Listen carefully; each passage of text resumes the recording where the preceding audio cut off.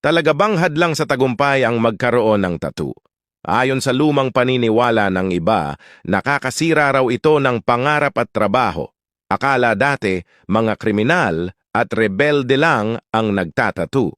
Ngunit sa makabagong panahon, napapansin natin na karamihan ng sikat na artista, atleta, musikero, at profesional ay may mga tattoo na. Lalo na sa mga kabataan, parang fashion statement na lang ito. Kaya nga hindi na dapat maging basehan ng paghusga ang tattoo. Maraming may tattoo na matitino, mahuhusay, at matagumpay pa rin sa kanilang mga larangan. Sayang namang itakwil ang isang tao dahil lang sa disenyo sa kanyang balat.